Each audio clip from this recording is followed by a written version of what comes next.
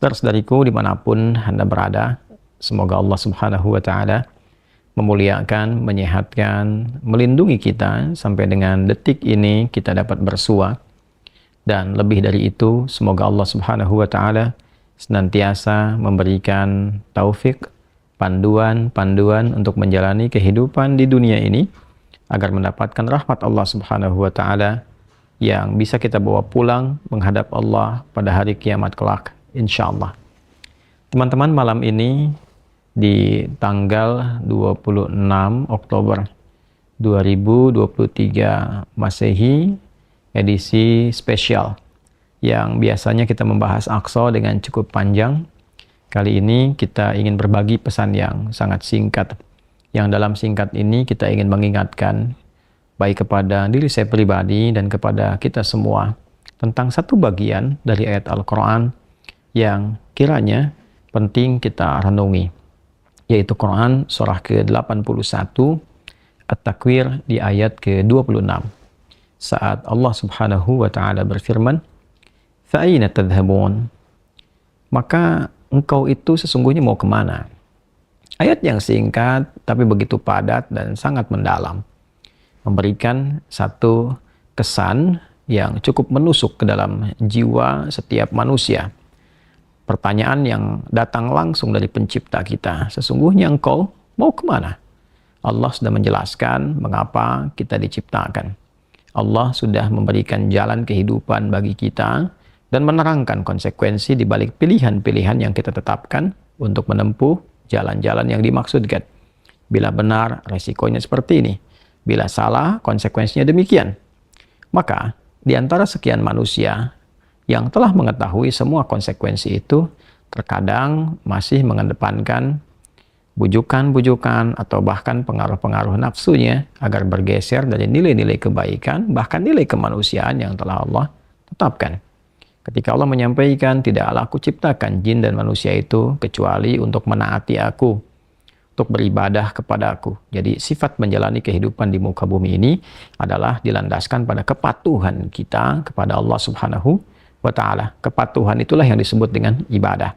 Patuh, tunduk, patuh, bahasa Arabnya itu disebut dengan Islam. Jadi Islam dalam pengertian etimologi secara bahasa artinya tunduk, patuh, taat. Orangnya disebut dengan Muslim. Jadi setiap manusia itu konsekuensinya memang mesti patuh, tunduk, dan taat kepada Sang Pencipta, yaitu Allah Subhanahu wa Ta'ala. Karena itu ketika Allah menyampaikan di dalam firman-Nya, "Wa ma khalaqtul jinna wal insa illa liya'budun." Tidaklah aku ciptakan jin dan manusia itu kecuali untuk menjadikan seluruh aktivitasnya agar menaati Allah Subhanahu wa Ta'ala, dijadikan sebagai ibadah. Jadi kita dari bangun tidur sampai tidur itu sejatinya adalah memetakan kurikulum untuk menaati Allah dalam bingkai ibadah, dilatih dalam bentuk ritual. Ritual itu untuk mengaktifkan titik spiritual kita, titik roh kita. Segala yang terkait dengan roh disebut rohani. Jadi dalam diri kita ini ada spiritnya, ada rohnya. Dan itu adalah titik latihan pertama untuk mengaktifkan ya titik-titik kebertuhanan. Jadi ketika Allah sampaikan, "Tidaklah aku ciptakan engkau kecuali untuk menaatiku." Nah, titik ketaatan itu ya disebut dengan titik ritualnya. Ibadahnya ibadah ritual, ya keadaannya keadaan spiritual, itu yang penting kita aktifkan dulu. Itu sebabnya diminta kita sholat untuk mengoneksikan diri kita, mengaktifkan sinyal itu dengan Allah Subhanahu wa Ta'ala, dengan Sang Pencipta. Sehingga ketika terkoneksi, terbangun kesadaran dari dalam diri kita sebagai sebuah fitrah. Nanti kesadaran itu yang akan membimbing bagian dari sifat intelektual kita, titik intelektual, ya IQ itu, ya intellectual question. Kemudian nanti titik fisik kita, physical question. Jadi nanti yang menggerakkan adalah titik spiritualnya. Ini yang memberi perintah. Kalau akal itu masih objektifnya normal saja. Karena dia hanya mengkonstruksikan pikiran, mengolah data, ya, jadi informasi menjadi knowledge. Knowledge itu yang akan diteruskan kepada fisik untuk dieksekusi. Ya, bagaimana nanti lisan bicara? Seperti apa konstruksi bicaranya? Mengatur katanya bagaimana? Memilihnya seperti apa? Menjelaskannya bagaimana? Tapi perintah untuk melakukan itu sumbernya dari sini. Ya, dari titik terdalamnya. Di dalam itu cuma ada dua.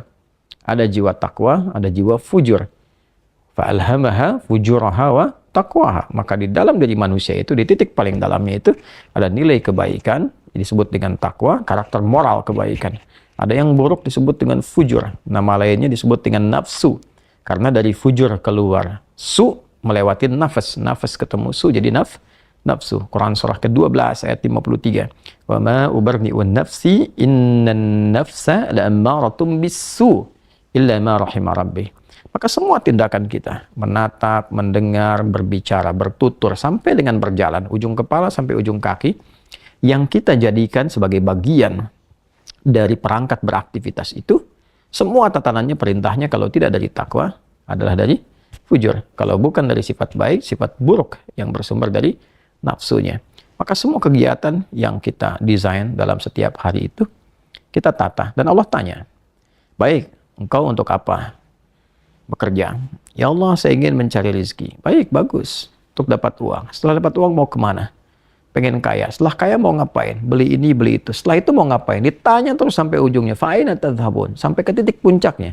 Kalau kamu sudah meraih apa yang kamu inginkan itu, harta sudah banyak, terkumpul, sudah mewah, rumah sudah megah, mobil melimpah, hidup juga kaya begitu rupa, terus mau ngapain? Ya.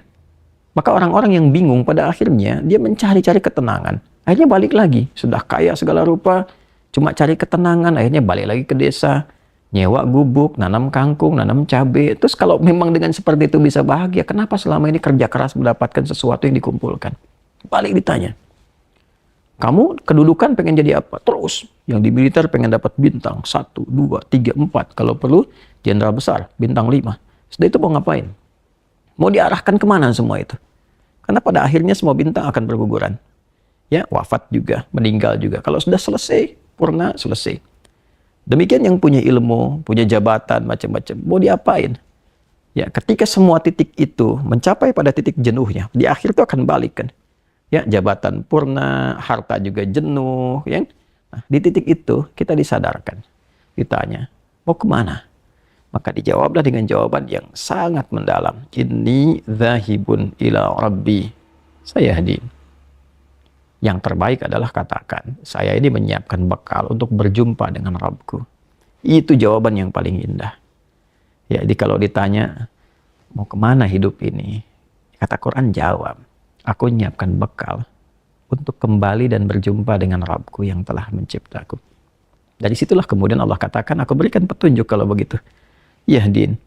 Ya, aku berikan petunjuk kata Allah. Jadi orang-orang yang menyiapkan semua aktivitasnya dan dia lakukan untuk Allah, berjumpa dengan Allah, maka Allah akan berikan petunjuk dalam setiap aktivitas kehidupannya. Diberi petunjuk bagaimana mata memandang, telinga mendengar, lisan bicara, sampai kaki berjalan. Sehingga dia betul-betul menjadi pengabdi dari Rabb-Nya yang maha menyayanginya. Pengabdi disebut dengan abdun, jamaknya disebut dengan ibadun. Yang maha menyayangi disebut Rahman, maka disebutlah dia dengan ibadur Rahman. Wa ibadur Rahman alladzina yamshuna 'alal ardi hauna wa idza khatabahumul jahiluna qalu salama. Demikian di surah Al-Furqan itu. Itulah puncak yang mesti kita ikhtiarkan dalam kehidupan, yang kita selalu sampaikan dan komitmenkan sejak bangun tidur. Dan kita katakan, alhamdulillahilladzi ahyana ba'da ma amatana wa ilaihin nusyur. Terima kasih ya Allah, segala puji hanya milik-Mu yang telah memberi kesempatan hamba menjalani kehidupan. Padahal Engkau telah tahan nyawa hamba tadi dalam tidur. Sesuai ajal Kau berikan kesempatan. Hamba berjanji ya Allah, hamba akan menyebar beraktivitas untuk mencari bekal menghadap-Mu. Saudara-saudariku, sedalam, sejauh, sebanyak kegiatan, aktivitas jabatan yang telah kita kumpulkan, harta benda, pengetahuan, sampai detik ini, apakah betul-betul sudah kita siapkan sebagai bekal untuk bertemu dengan Allah? Atau hanya sekedar mengumpulkan semua itu tanpa arah, yang pada akhirnya bertemu dengan kejenuhan kembali? Renungkanlah malam ini, malam Jumat. Jumat saat manusia pertama diciptakan, diturunkan di surga, mengawali misi di dunia, diwafatkan, dan di titik itu kita akan berpisah dengan dunia. Saat adzan berkumandang, nampak jelas seluruhnya. Semoga Allah muliakan kita. Selamat merenung. Allahu Akbar.